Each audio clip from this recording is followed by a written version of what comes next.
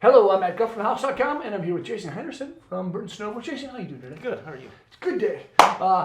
Jason's back in town, walking us through some stuff from Burton for 2019, and we kind of wanted to pick out two boards, compare them, because they're getting both are still getting a lot of attention. We have the wonderful, your favorite board, right? One of my favorites. One of your favorites, the Name Dropper, and the brand new 2019 Burton Paramount. Mm-hmm. This is a really great board, full camber. What's the story behind kind of both of these, and how would someone determine which one they would rather have or not? Yeah, I mean they're both true twin tips, but you're dealing with a couple different rides here. So the new Paramount is true twin, full camber.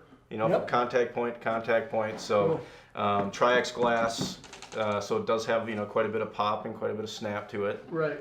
But it's not like insanely stiff. It's not like Custom X stiff or anything like that. But it's still going to be kind of a medium flexing, mid-wide true twin camber board. They just ride awesome. Okay. So work great everywhere. We go to Name Dropper.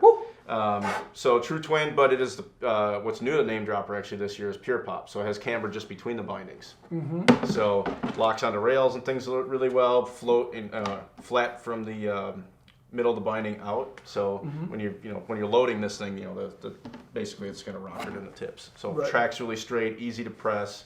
Especially with the Filet Flex. That's where we thin out the core, making it really soft, easy to press. But then we put more like a heavier gauge of Tri-X on top, so torsionally a little stiffer. Okay. So it still holds a good edge. Right. But so if you're a little bit more into, let's say these are both great boards for the terrain park. But if you're more into boxes and rails and a little smaller jumps, something easier and softer to ride, you might like Name Dropper. But if you want to go in bigger jumps, like going fast, maybe hitting half pipe, that sort of thing, then maybe you'd want to go Paramount. Right. So it's kind of tough to choose because they both look so good. They have fun shapes. They're both twin. Yeah. Well, this one's full camber. This one is pure pop. Pure pop. Yeah. Right. What's the story with these pads? So that's part of that Filet Flex. Okay. So again, what we do there is thin out the core. So the thinner you make the internal part of the board, the core, the softer the board is. Right. So what we did is, if you can, I don't know if you guys can see that, but the channel has to be a certain depth to pass our pull-out standards, things like that for strength. So what they did is they, all the way around it, they thin out the board. So that makes it really soft. So then basically what these pads are for are just spacers for the bindings. Because otherwise if you just bolted it on there, it would just have been teeter on the channel. But a couple little side benefits to it is that, it is foam, so it's actually pretty light, but it actually dampens vibration, chatter, things like that. So. Right. So you don't need a stomp pad either. You don't need a stomp pad? Because it's just right there. Yeah. I guess you do, right? Unless you have your stance in all the way or something. Yeah. But I don't think really anyone does that anymore. Yeah. Some people are. What's your stance on the Name Dropper? My stance? Yeah. I'm usually about a 23.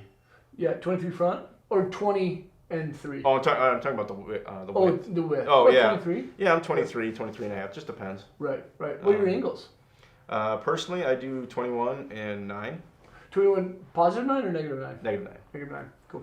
Yeah, because of the, especially with, that's what I ride on everything, but with this having that off-axis core profile where, we do the squeeze box where it's thinner underfoot and built up on the outside of the bindings. Right. That's actually shifted at, the humps are at 15 and negative 15 on this. So if you run a positive on this, yeah, it'll get you down the hill, but it's not really how this board was designed. Right. So. Oh man, well, cool. So smaller features, smaller jumps, Name Dropper, but it's still just fun to ride, man. It rides great everywhere. Like we do demos and stuff, and it's just like people are like, "What should I try?" I just grab it and I say, "I'm not going to tell you about it. Just ride it. Let me know what you think." They come back just like, "This thing is awesome!" Like you just feel like a hero riding the thing, Right. It's like, all right, well, this is what's going on. This is what it has. And, that's cool. But, and then maybe a little bit bigger. You're more aggressive rider that wants something stiffer, poppier. Right. Like I rode this board last year too, and it was like felt at home instantly on it. Like awesome. Good pop. Just cool. Did everything you wanted it to. Cool. And some of the best and most kind of standout graphics within the line too. Cool, man. Jason, thanks for being here. Cool. Thanks for having me. You're welcome. thank you guys for watching. Leave a comment or a question. Let us know what you think of the Name Dropper and the Paramount boards. I'm sure some of you have ridden one or even both of these things. Let us know, really, what you think of them. Subscribe to the channel there. Check out more vids here. And hopefully we'll see you guys on snow. Peace.